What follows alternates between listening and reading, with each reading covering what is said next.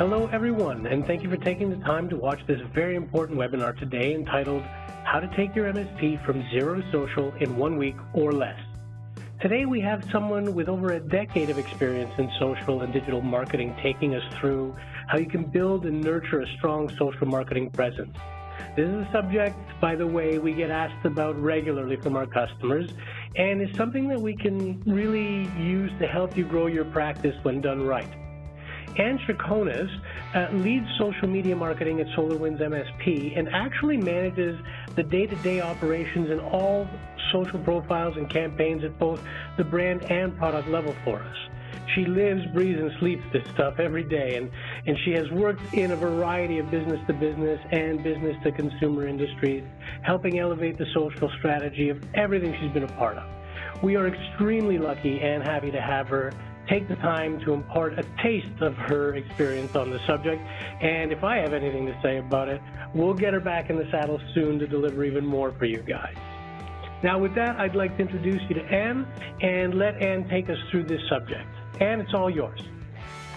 Thanks, Eris. Well, gosh, after that kind of introduction, maybe I should just turn off the webinar altogether. You guys don't need to see anything more. We're done. We're here.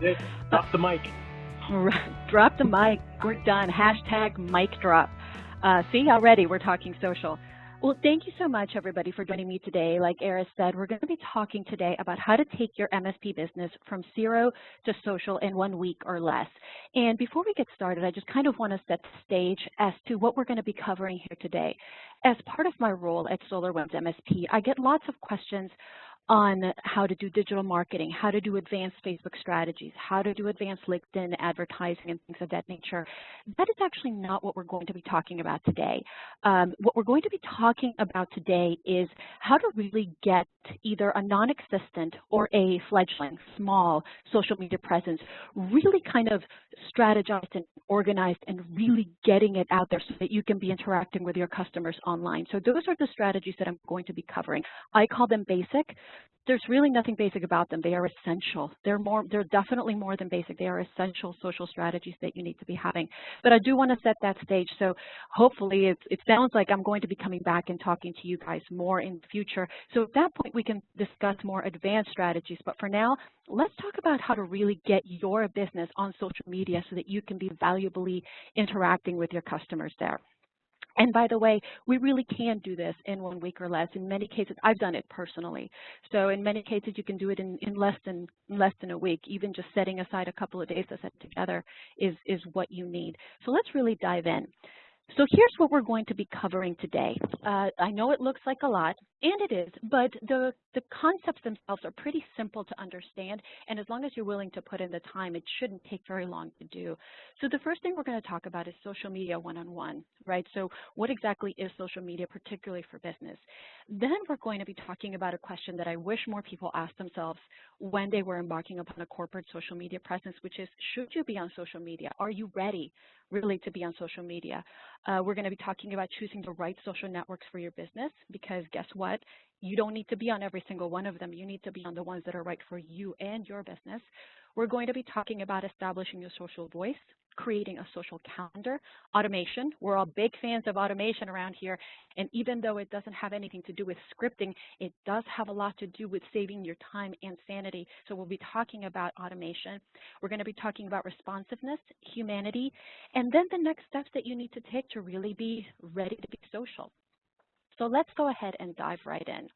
So social media 101. So let's talk about what social media is and is not. So number one, social media is not a place to focus on selling. I know that that's the easy thing to do for most of us, particularly if you're running a business, because your focus when you're running a business is to sell, right? You want to keep your doors open, and what do you do to keep your doors open? You sell stuff. The problem is, put yourself in the shoes of the people that you are talking to on social. Do they want to be constantly bombarded with the hard sell? They don't. They don't want to hear about what you're selling. After all, people buy solutions. They don't buy products. So right away, they want to hear about what you have to offer, but not in the context of the products that you're selling, but rather how you can help them be better. So it's not a place to focus on selling, but it is a place to focus on connecting. Don't forget, social media has the word social in it. And so that means that you're going to have to interact. You're going to have to be willing to connect with your followers. You're going to have to be willing to interact with your followers, to invite conversation, to invite questions and answers. This is your job. It's not to sell, but to connect. It's also not a place to focus on products. And I've already touched on this a little bit, but people don't follow social media profiles to get lots of jargon about products. They are following you to see what kind of valuable content you have to share with them that's going to make their lives, their businesses, their everyday existence better. So what you want to do is you want to focus on content. And this is in future webinars, which I'm already assuming I'm going to do because it sounds like that's the rodeo that I've signed up for here. We will talk about what kind of content that means and how you can create content. But for now, just know that it's not so much about the products that you have, but rather how they can make people's lives better, how they can make your customers' lives better. It's also not a place you check on sporadically, and this is perhaps one of the most important things that I can drive home in this presentation. When you are committing yourself to social media, it's not to check it on Mondays and then never check it again until the next week. It is literally something that you don't have to live and breathe it, but you have to make it a part of your daily routine. You have to be willing to sit down and take a look at your profiles, see what people have said to you, answer the questions that people have asked you, and interact with any followers that you might have that have something valuable to offer. So these are the three kind of basic things that you need to remember about social media. These are your social media one-on-one tenets. Focus on connecting, focus on content, and focus on making it a part of your daily routine. If you're willing to commit yourself to those three things, then now we can start asking the question, should you be on social media? And I know the answer to this is always going to be yes, of course, you need to be on social media, especially from somebody like me who's a social strategist. However, unless you are ready to do three things, you may not be ready yet. And that doesn't mean that you won't ever be ready. It just means that you might not be ready right now. So what are those three things? These are the three things you have to consider. Number one, are you willing to put in the time? And this doesn't just mean, are you willing to put in the time to check in on your profiles every day? It also means, are you willing to put in the time to let these social networks grow? Because growing a social media presence, and I speak on this from years of experience with this, is not something that happens overnight. It's not something that happens in a few days or in a few weeks or even in a few months. To truly build up a valuable social community that you will benefit from as a business and that your followers will benefit from as potential customers, you have to be willing to put in sometimes years of effort into that, providing good content, inviting feedback, connecting, conversing. Are you willing to put in the time? If you're looking for a quick fix to a failing marketing strategy, social media is not going to be your jam. I hate to break it to you. There's typically no quick fixes to a failing marketing strategy, but social media is definitely not one of them. It takes time, it takes effort, it takes commitment, and it takes quality. So that's step one. Are you willing to put in the time? Number two, are you willing to be available to your audience? And again, I can't stress this enough. When you have a social media profile, when you are on Twitter, Facebook, LinkedIn, Instagram, wherever you are, you have to be willing to be there for your audience to ask questions, to answer questions, to provide content, to provide solutions, to just be available. If you don't have the time, or if you don't have someone on your staff who has the time to be available to your audience, it may mean that you need to wait to be on social media for just a little bit longer. People are going to expect you to be available if you are on social, and if you can't provide them with that, that's going to leave a sour taste in your followers' mouth, and that's not something you want to do. So you need to be ready to be available to your audience. And then number three, are you ready to be patient? And we already talked this a little bit in point number one, are you willing to put in the time? But here's another thing that you need to be patient about. And we'll talk about this in a little more detail later in the presentation, but social media is often the first place people go to complain. Whenever something, I know that I do this, and I bet there's other people listening to this that do it as well. Whenever something breaks, whenever something doesn't work, whenever something doesn't operate, quite as advertised. The first place I go, in my case, is Twitter. And I find where this company is, that I have this broken device or broken software or inoperable something or other, and I find their Twitter account, and I immediately ping them and I say, hey, this thing that you have that I paid good money for isn't working. Y'all need to fix it. In short, you need to fix it. How are you going to fix it? How can I fix it? Tell me how to fix it. Social media is the first place that people go to complain, and that means that you have to be patient, because you will receive complaints on social. You'll receive many wonderful things outside of that, but complaints and issues are going to be one of them, and you have to be willing to be patient with your audience and take the time to understand what their problems are, what their questions are, and how you can help solve them. Again, people buy solutions, not products, and they're going to expect solutions to both the problems that they have as well as the problems that they don't know they have yet. So you have to be willing to be patient and give people the time that they need in order to get their questions answered. So ask yourself those three things. Are you willing to put in the time? Are you ready to be available to your audience? Are you ready to be patient? If those three questions have yeses, then you are ready to start talking about the social networks that you should be on. And again, let me go ahead and say you don't have to be on every single social network. In fact, you may only need to be on one. And the social network that you choose to be on may have everything to do with what's best for your business, or it may have everything to do with, especially if you're a business of one, which many of you probably are, it may just be the social network that you are the most comfortable with. That's the one you start with, and then you grow it further. So you don't want to overwhelm yourself. I speak from personal experience. Again, here at SolarWinds, I manage 4 different social networks. I manage Facebook, Instagram, Twitter, and LinkedIn, and they take up my entire day. And I have an entire job built up around these 4 networks. It's a whole job. So taking on all these networks can be a big time investment. So you need to ask yourself, which ones are the right ones for me, especially if you don't have a social presence yet. So not all social networks are created equal. Let's discuss each one of them, each one of the major ones, to determine which one you should be on or which ones you should be on if there's multiple ones. So let's start with the one everybody knows. Everybody knows Facebook.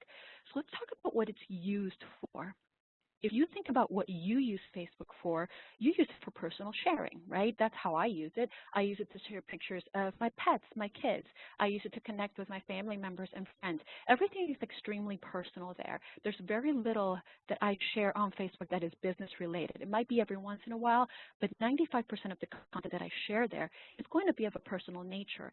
Everyone is there. Absolutely everyone is there. Even people who tell you they're not on Facebook, they got secret Facebook accounts. I'm here to break that secret to you. Everybody is on Facebook.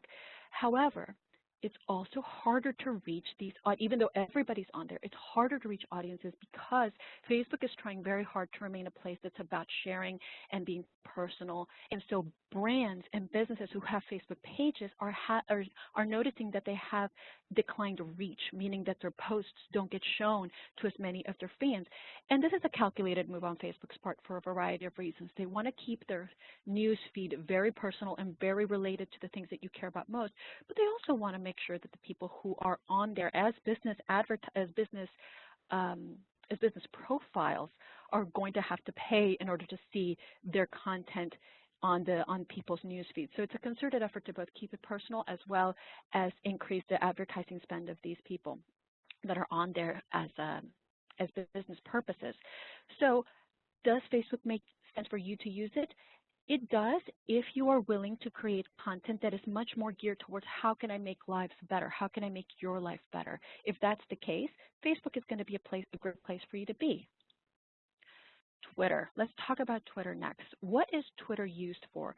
Twitter is used primarily for conversations. There's a reason why Twitter is the preferred mechanism for journalists, for example. What do journalists do all day? They talk to each other, they share leads, they're back and forth constantly, sharing information, sharing news, sharing what they're seeing. There's also a reason why Twitter is also the preferred method for social movements. It's very easy to mobilize large groups of people using Twitter. Twitter is a grassroots network.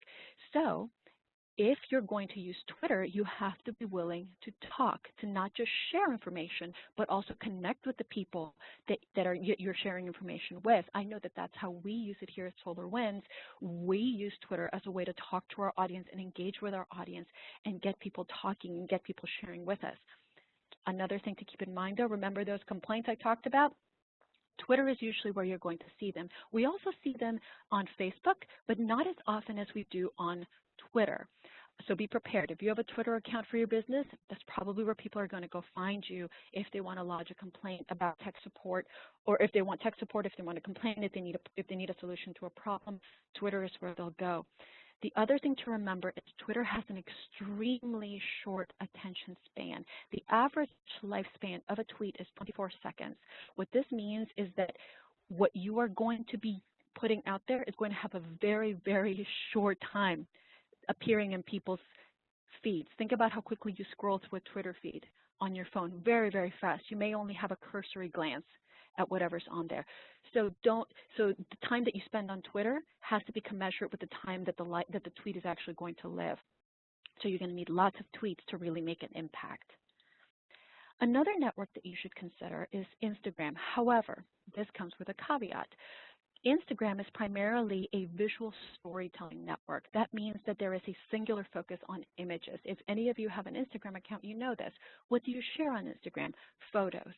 Photos are the things that really capture the mind. It's also why it's a preferred network for photographers or wedding planners or event specialists, anything that can really be put forth in pictures. That's why Instagram is great. It works fantastically for business to consumer companies because they can have lots of lifestyle images.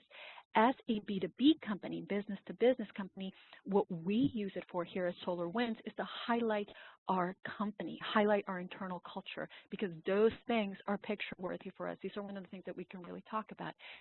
If you use Instagram for your business, you're going to have to think about how can you frame your business, your MSP, in a way that will translate well to pictures. So you may need a strategy just for that in order to really make Instagram work for you. And finally, LinkedIn. If I was going to push any particular network and say you should absolutely be on this network, particularly for an MSP, LinkedIn would be what I would say that you should use. Its primary purpose is a professional network. Everybody's on there with a very specific purpose. They are there to promote their own business, learn about other businesses, connect with other business people in both their industries and others. So LinkedIn is a fantastic place for you to be. It's definitely the best network for business to business, and there's a strong focus on business news.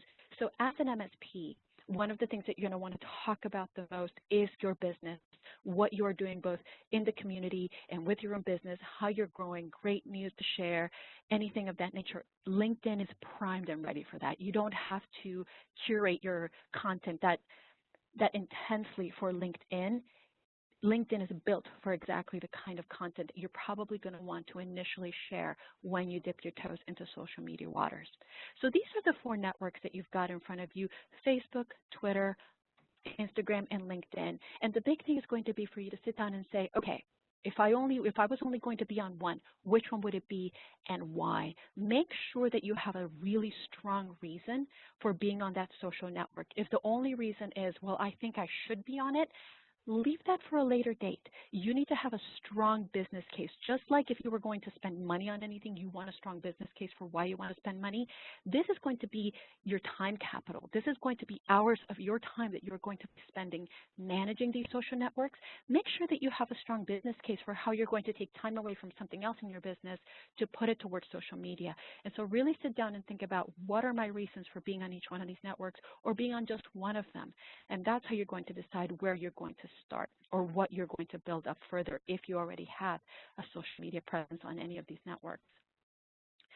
So once you've decided which social networks you're going to be on, the next step is establishing your social voice. And it's really not as hard as it sounds. I know that terms like social voice can seem really intense and scary, like, what am I supposed to say? Am I supposed to sound different? How do I talk now? Do I need to change how I sound? And the answer to that is, no, you don't. But it is important for you to think about your social voice because your social profiles are likely the first contact a prospect will have with your business. Think about it for a second. When you are considering doing business with someone, what is the first thing that you do? I know I do 2 things. The first one is I go onto social media and I check out what they've got to say. I'll go on Facebook, I'll go on Twitter, I'll go on Instagram, and I will go on LinkedIn. I'll go on to these 4 places, and I check out what the company is saying and doing. And I do this for a variety of reasons. Number one, I want to see if they are robust enough to have a social media presence across any network. That's step one. But the other one is I want to see what they're posting. I want to see what they're posting, what they're saying about it, and more importantly, how they are interacting with the people that interact with them on social media, because that is going to tell me a lot about how they are potentially going to treat me if and when I become their customer. So this is the first thing I do before I ever pick up the phone or send them an email or fill out a contact us form. I go on social media and I see what they're saying. The other thing that I do is I Google them. I'll go on and I'll say company XYZ, press enter and see what pops up. And guess what the 2 things that are going to pop up on the first page of the Google search results are? Number 1 is going to be their website. Number 2 is going to be the social networks that they are on. If they are on Facebook, that's going to pop up. If they are on Twitter, their profile is going to pop up. Same for Instagram, same for LinkedIn. So those are the 2 things. That's the first thing that I do. Google shows social profiles on the first page of results, and social is often the first stop for any prospect. So this is why you need social voice, because the way that you present yourself on social media is going to be the first impression that anybody has of your company more often than not. And you have to make sure that that voice matches how you're actually portraying yourself offline. So finding your social voice. How are you going to do that? Not as hard as it sounds. Ask yourself, what's your company culture? Is it informal? Is it formal? Is it geeky? Is it professional? How does it sound? I know that here at SolarWinds, we are geeky. We are quirky. We pride ourselves in talking a lot about things like Game of Thrones and Star Trek and Star Wars. We love this stuff. We are informal. Far and wide, we are informal. We all wear jeans to work for the most part. We enjoy having informal conversations. We enjoy telling jokes. And that is the way that I present us on social media. When you are reading tweets, when you are reading Facebook posts, when you are reading Instagram posts or looking at Instagram pictures or looking at us on LinkedIn, I am portraying us on social media the same way that anybody who picks up the phone here on our sales team or our sales engineer staff or our product development team, any of those people will be able to talk in the same way that I sound for us on social media. And what I'm creating there then is a seamless transition between social media and the actual in-person conversations that people are going to have. The last thing you want to have is a disconnect between that. You don't want to have a very informal social media presence and then be faced with some very, very formal sales staff, for example. That's going to create a jarring disconnect, and that people are going to start mistrusting potentially what they see on the outside of your company as social media and what they're actually being given on the inside of your company by your staff. So you want to make sure that these 2 things match up. So what is your company culture? That is the foundation of your social voice. What are your corporate values? What do you value? Do you value, of course, do you value honesty? Do you value humor? Do you value customer obsessiveness? Do you value responsiveness? Make sure that those values are reflected in the way that you talk to your customers and your potential customers on social media. And make sure that you also incorporate those values in what you talk about. So not just how you talk, but what you talk about. And then go and talk to your staff, talk to your techs, talk to your salespeople, talk to the different people that are members of your company. How do they speak to prospects and customers? Far and wide, you'll notice a theme once you start talking to everybody and once you start listening to how they talk. You'll realize very quickly how your company sounds to the outside world. And then you'll just be able to take that and put it into your social voice. That's exactly what you want to do. Again, you want to create that seamless transition between social to sale. That's what you want, between social and customer care, between social, the outside, and your company inside. You want those things to be seamless. And now ask yourself, who embodies all of these characteristics and is social media savvy? Who embodies your company culture? Who embodies your corporate values? Who embodies that way of speaking to your company seamlessly? I bet that you have somebody in mind right now. You can probably say, oh, yeah, Joe in this department or Ann in this other department. I know it. This is the person who encompasses everything. Guess who they are? They are your social media manager. Ta-da! That's who they are for you. And if you don't have somebody like that in your company now, that's okay. You can still pick out somebody in your company who is going to be in charge primarily of social media, but you, at some point, you should consider having a social media manager. We have one here at SolarWinds MSP. It's May, and the reason we have somebody like that is because it's important to have somebody whose entire life is dedicated to maintaining your social media profiles if you decide to make it a big part of your corporate structure. So if you don't have somebody now, keep in mind that it would be a good idea for you to have somebody like that in the future. So now that we've talked about why you should be on social media and establishing your social voice and all of those things, the next step is to really talk about what you're going to post. You know how you're going to say it, but now you should talk about what you're going to post and when you're going to post it. And that means creating a social calendar. So before we do anything else, let's talk about what you should post. This can stump a lot of people, but really it's not as hard as you might think. These are some examples of things that are very easy for you to post, and in fact, they have a huge impact on what we post every day. A huge part of what I post every day are blog posts, articles, useful videos, customer testimonials. These things are things that are easy for us to post, and they'll be easy for you to post as well. You should have a blog in any case. It's great for your website and for your search engine optimization. Interesting articles, both within the channel and within technology, are easy things for you to source. Useful videos. You probably either have videos already in the vault of things that you create for yourself and for your customers, or you can probably create some easy videos talking about the different things that you can do with your products or different steps that people can take to implement your product or your offers and services. And then customer testimonials are things that if you don't have now, you can easily get. Now, don't forget, it's very easy to ask your customers for their feedback. We are used to giving feedback. As consumers, we are asked for feedback all the time. Anytime I make an online purchase, the next email I usually get from that particular person or that particular company is, hey, tell us how we did. Tell us how we did. Tell us how we did. Rate us. Give us a review. You can do the same thing with your customers, and they will be glad to provide them to you. Let me give you an example, and before you start saying, but this could be really time-consuming or really expensive, or how am I going to ask for this, or gosh, if I have to do videos, isn't this going to take a long time?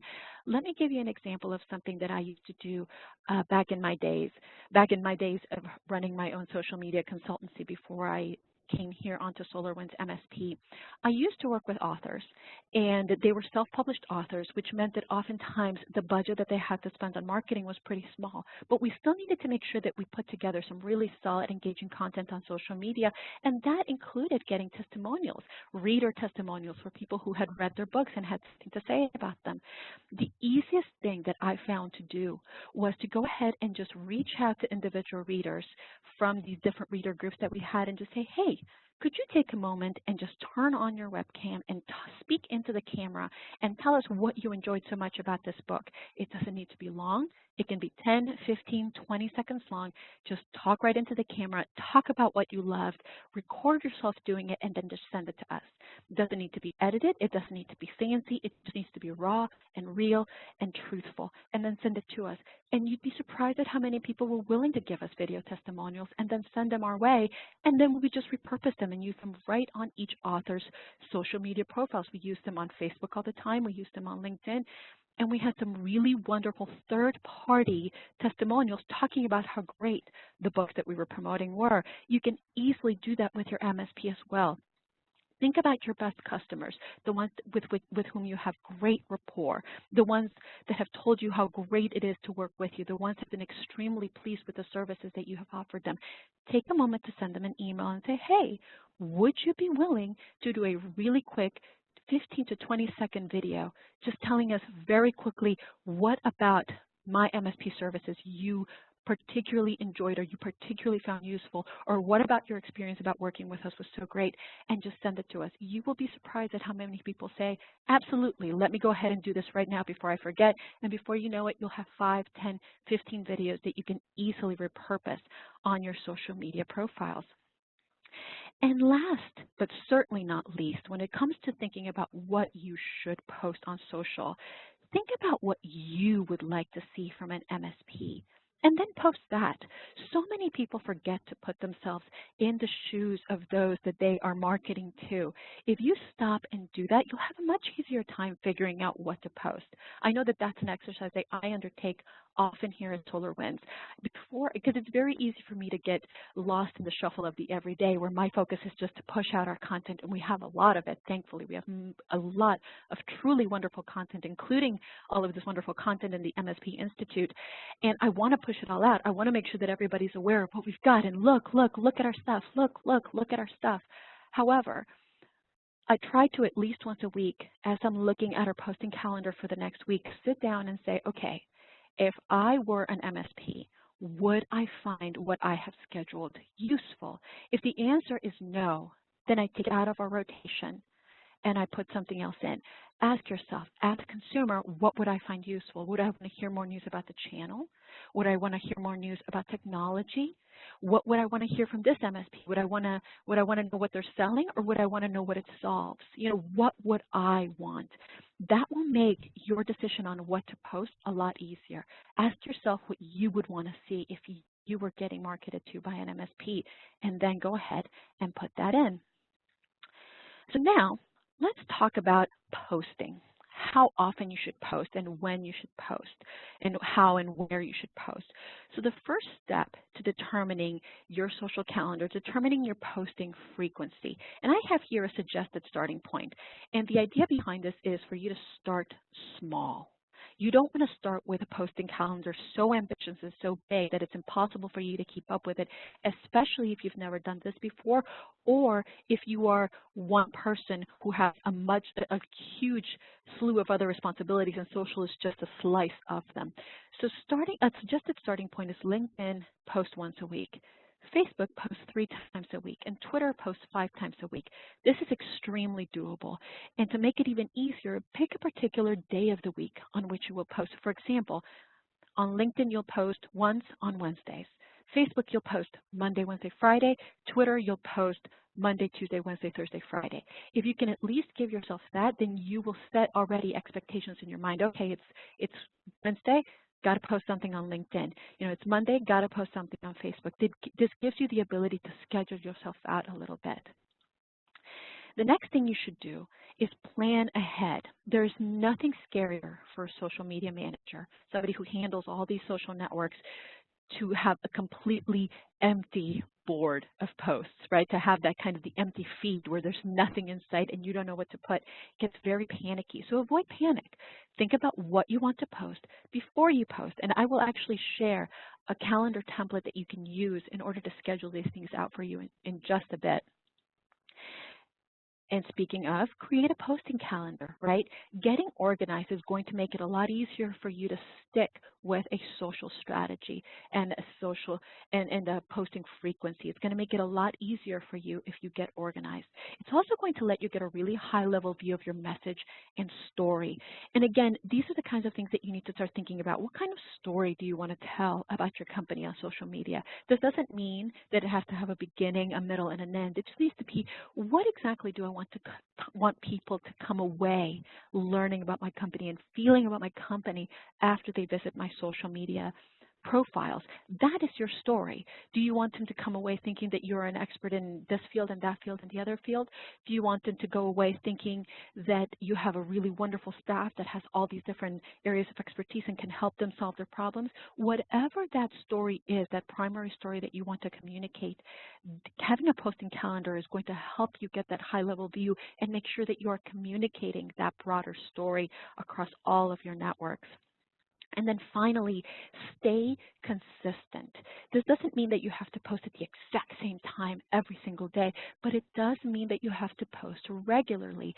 Don't go dark, as we say, meaning don't post on Monday this week and then go 5 weeks without posting, and then post again on a Friday, and then go 3 months without posting, and then post again, and then 6 months later post again. Get regular. This is why planning ahead and having a posting calendar and determining your posting frequency with days of the week is going to help you stay consistent. This is going to show your audience that they can depend on you and they can depend on your content. And by the way, indirectly, it's going to show them that you are also there and available. Don't forget, what's the first thing most people, particularly millennials, will do when they go onto social, when they start thinking about your company or doing business with any company? They go on social media. If they see that you're posting as a regular, or that the last time you posted was in 2017, or that you posted 3 times in 2017, and then 1 time in 2018, and then 17 times in 2016, and that's all they can see, they're going to think that you are not somebody who can be relied upon to be steady and to be available. You want to counteract that by being consistent and having that dependability show in your posting. So here is the sample posting calendar that I promised. And this is literally a screenshot of a posting calendar that I put together back in January of 2018. This is exactly what our day looked like on social media on that day. So let's talk about the different categories that I've got here. The different columns that I got is obviously the network. We want to talk about which network we're going to be posting on. We're going to talk about the date that we're going to be posting on, the time, the post type, the copy, the link that we're going to be sending people to, and the hashtags. So let me go ahead and talk about each of these in detail. So first and foremost, the network, the date, and the time. Why is this important? Again, for consistency and to avoid panic and to schedule and plan ahead. So the very first thing is make sure you're posting on, whatever network I'm posting on. In this case, it's Facebook, what day I'm going to be posting on, and the time. This also lets me see if I am posting at the same time across different networks. If that's the case, then I want to make sure that I'm not posting the same thing. This will allow me to have greater variety.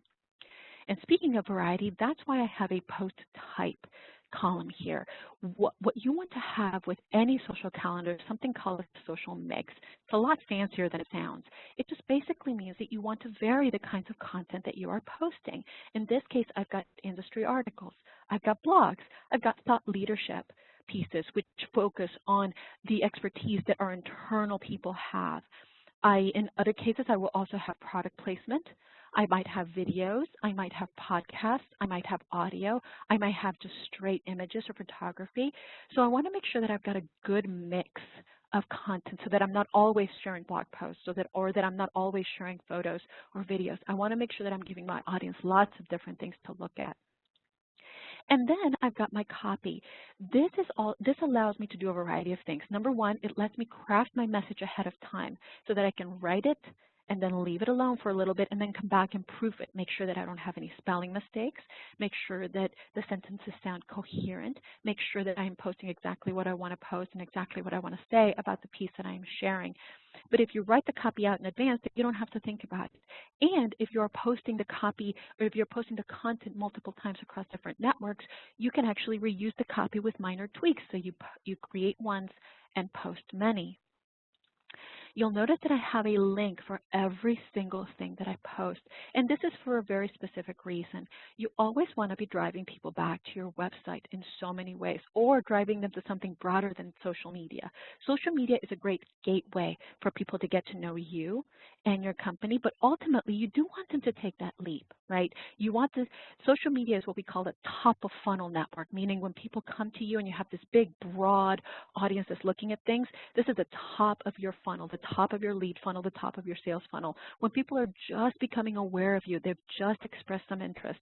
So you want to make sure that when they get to that top of funnel, when they are there for social media on your profile, that you find a way to drive them down a little bit, more into the content that you've got to offer, further into your website. That's why I have a link for everything that I post.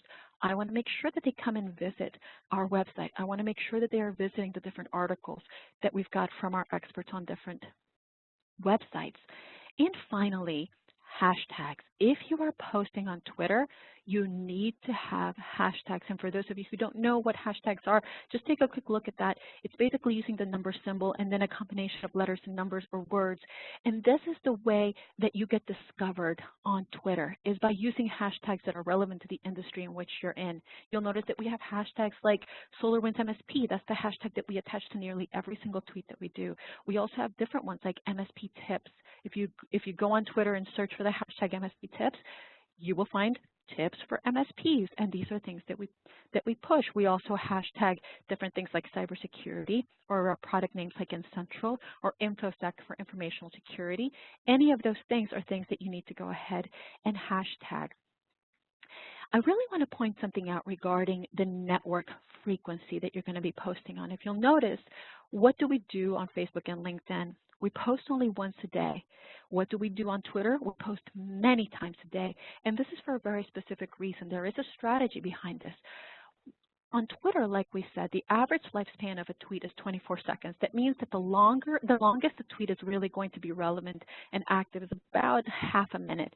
That means that I can post 5, 6, 7, 10 times a day. In fact, I post sometimes 18 times a day on Twitter, and it's not going to annoy our audiences because they are used to the fast-moving content of Twitter, and most of them are probably not going to see all our content to begin with. They're only going to see a fraction of it. This is not the case on LinkedIn and Facebook, where a single post has much greater reach and a much longer lifespan. If I were to post, or if you were to post on Facebook or LinkedIn as often as we post on Twitter, you would quickly annoy your audience.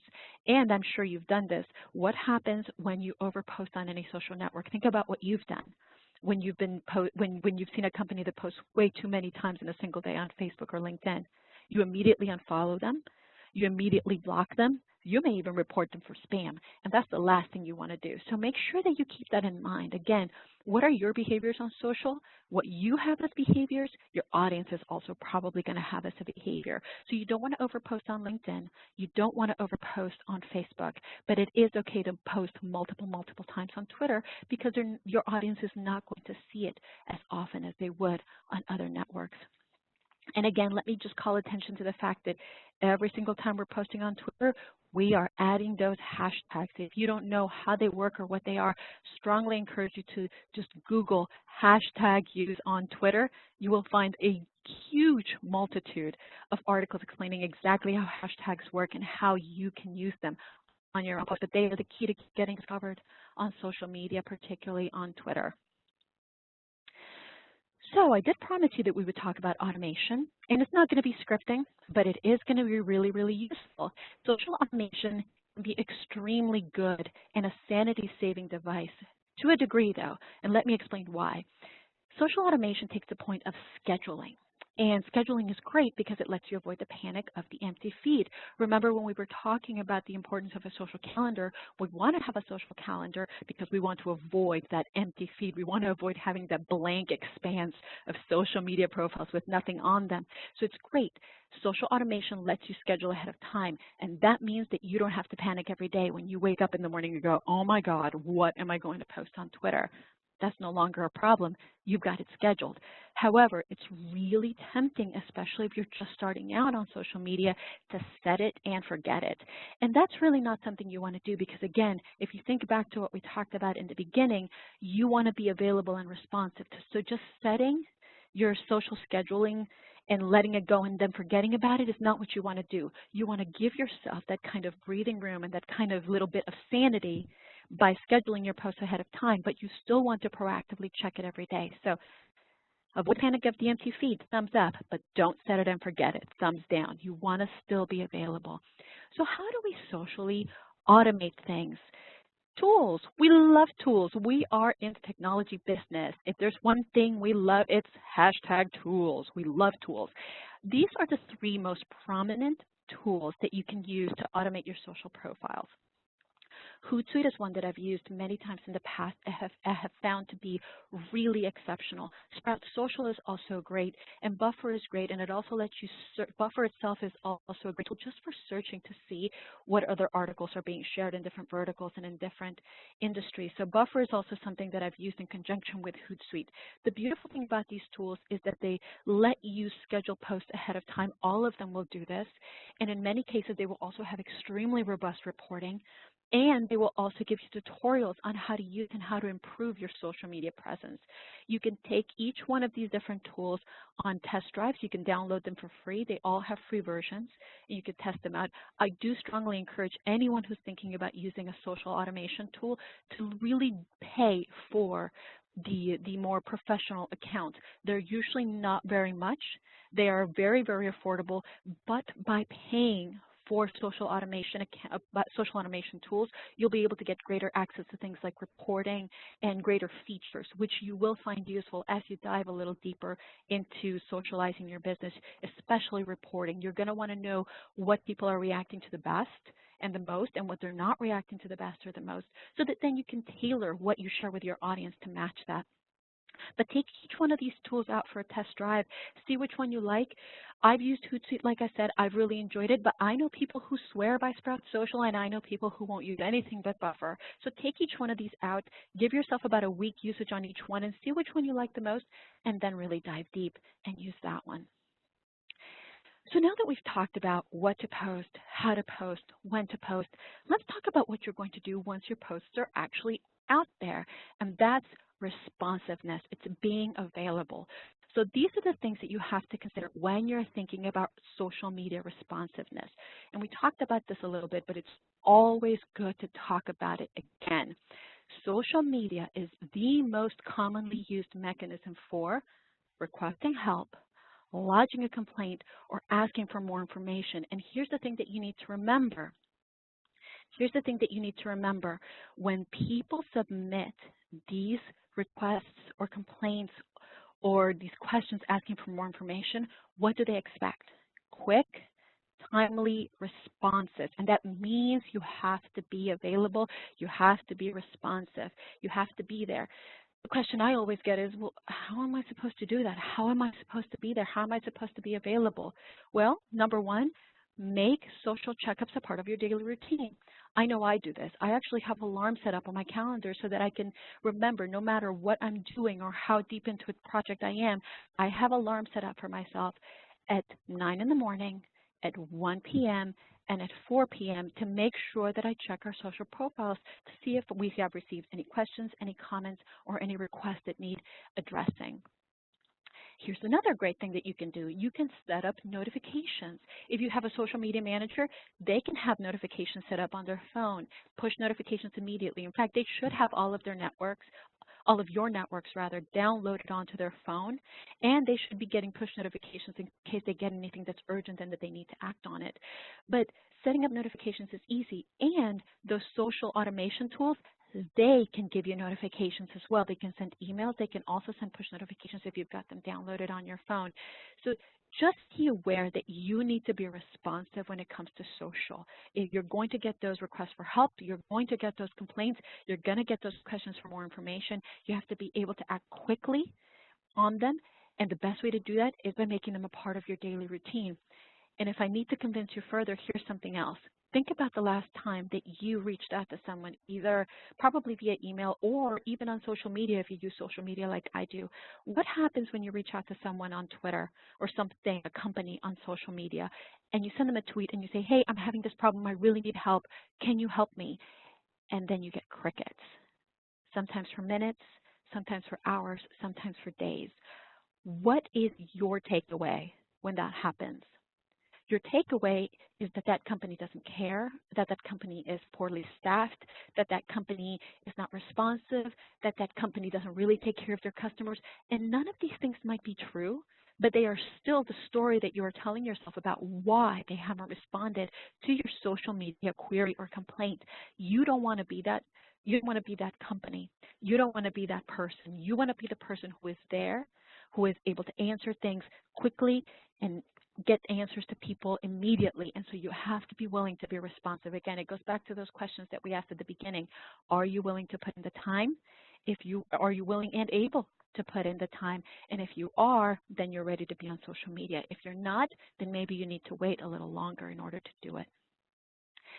So we've talked about responsiveness, and very closely tied to that is keeping your social media human. Why is that? Well, it's easy enough. People remember people. Think about it. That's why you make an effort to learn a little bit more about your clients or potential clients when you go and visit them the first time. The first time that you have a client consultation or a potential customer consultation, you've done your research.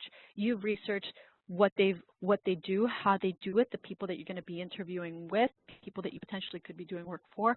Why? Because you want to have those personal details in order to share with them, right? People remember people.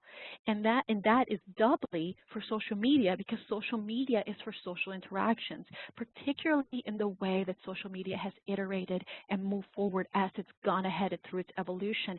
It's become less about pushing product, less about ads, and much more about the connections that you're making.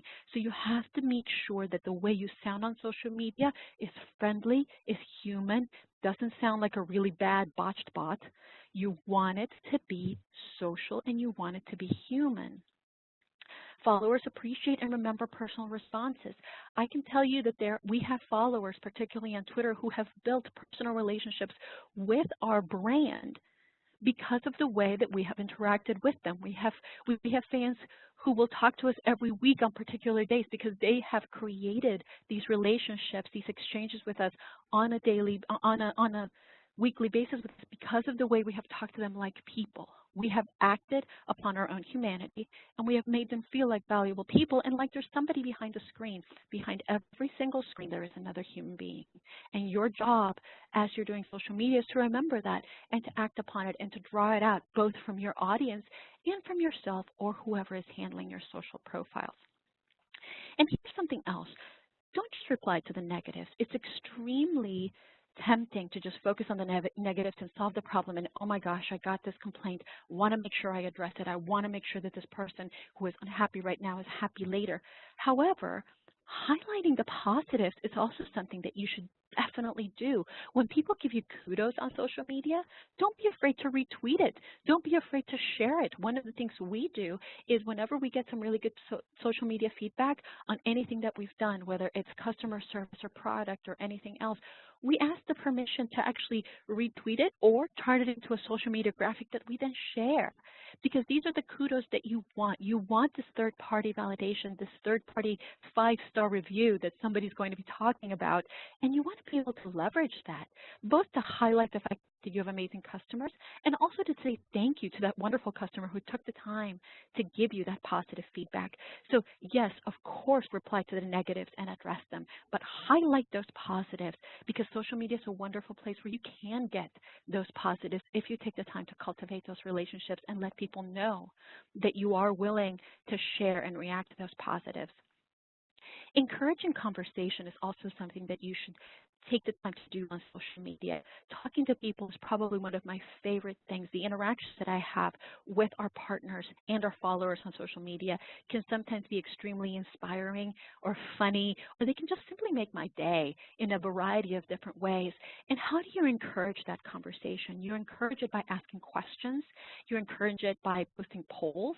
So one of the great things about social media now, they've realized that people want to encourage conversation. And so as a business, you will have a variety of tools available to you. Instagram Stories has built-in polls. Twitter has built-in polls. LinkedIn is looking to put polls in. And Facebook pages have polls as well as do Facebook groups. These are the things that get people talking. So encourage that conversation. Talk to your different followers. Search hashtags that might be relevant to your industry. For example, I will periodically check on the hashtag MSP tips, and if I see somebody else using them in regards to us, I will interact with them. For events, for our Empower MSP events, for example, if we have a hashtag that's dedicated to these events and people will use it when they're attending or when they're asking questions about it. I always make sure to interact with everybody who is using that hashtag, either responding to a question they may have, retweeting what they've shared, or asking them what their experiences were when they attended our events. Encourage that conversation. Get people talking with you. Make sure that they remember that there's a person behind that social media corporate profile. Asking questions, like we said, responding to relevant posts. So you've done all of these things. You've got your social voice. You've got your social calendar. You know about responsiveness. You've got your social media automation tool. What's next? What are your steps? Here are the 10 steps that you need to follow to socialize your MSP. And you'll notice some familiar themes here because we're about to recap everything we just learned. Number 1, Name a social media manager. Now, this doesn't mean that you have to go out and hire someone new. If you don't have the budget or you don't have the availability or you're simply starting out and you don't want to have a whole complete other person handling your social media, it's not so much about hiring someone new, but rather about bestowing somebody with the power and the responsibility over your social networks. It may be you, it may be somebody else in your organization, but somebody needs to own it. This is going to have a variety of effects. Number one, it's going to imbue social media with the importance it deserves. Don't forget, it's the first stop for many people when they're considering doing business with you. So make sure that there is a dedicated person to this. It doesn't have to be their primary job, but it should be a big part of their job. So name a social media manager, make them responsible for putting together that calendar, that voice, imbue them with that power. That's your step one. Once you've done that, establish your social voice. And we talked about that. It's not as hard as it sounds. Think about how your organization already talks to your customers and just take that a step further and put it into actual black and white written words. That's the only thing you need to do. Ask yourself, how do we talk to people? What are our corporate values? What do we want to portray about ourselves? And now let's go ahead and put that on social media. Determine your posting cadence. Don't forget, there was a suggested social posting cadence earlier on in the presentation. How often will you post? Where will you post? What will you post? And then speaking of what will you post, what kind of content will you focus on? Is it going to be videos? Is it going to be photos? Is it going to be articles? Maybe in thinking about social media, you've decided, boy, I want to create a blog for my business. I don't have one right now, but I'd like to do that. So maybe that's the kind of content you will post. But definitely decide on what kind of content you will post so that you don't then have to be stressing about how you're going to fill that feed. Think about the content. Think about your posting cadence. And then put that together into a social calendar. Remember, putting that social calendar in place is going to make it so that you're not stressing about that empty feed. That social calendar will let you take a step back, look at the story that you're telling on social media, and also take a deep breath and say, okay, I've got this handled. I can do this. I've got my next week of posts all set up. I know that I always breathe a sigh of relief when I'm done with next week's post ahead of time, because that means that now I can focus on refining our story. Now I can focus on improving our conversions. Now I can focus on a variety of other different things because I have my posts handled. The big visible part of my job is done, and now I can focus on the little things behind the scene. That's the same way that you're going to feel once you have that social calendar in place. Select a social media management tool. You may think that it's not necessary for you now, but you will find that once you have one in place, you'll wonder how you could have ever done social media without it. Having that social media management tool in place means that you're going to be able to schedule things ahead of time, which means that you're not going to have to be waking up every morning and looking through your spreadsheets and getting everything scheduled, and you're not going to have to be worrying about when you're posting or, oh my God, did I miss a post? Because you're going to have it all scheduled ahead of time. Remember, we've got Buffer, we've got Hootsuite, we've got Sprout Social, any number of tools. All you really have to do is Google social media management tool, and a huge list will come up. Try them out. They all have free versions, and see which one works for you. That's the most important thing. Just like when you're selecting which social networks you're going to be on, you have to take them all for a test drive and think about the purpose behind them. Same thing with a social media management tool. You want to take them all out for a test spin and see what's going to work for you. And then take that plunge. It's enough planning, enough social media management tools, spinning, all these different things. Now you schedule your first wave of posts. You take that plunge. You don't even stick your toe in. You just take a running leap and cannonball right into the pool of social media. Schedule your first wave of posts. And then be ready to respond. Don't forget, people are going to react once you put things on there. You want to be able to respond. You want to be ready to respond. You want to be willing to respond. And then don't forget to actually tell people that you are on social media. Add it to your website.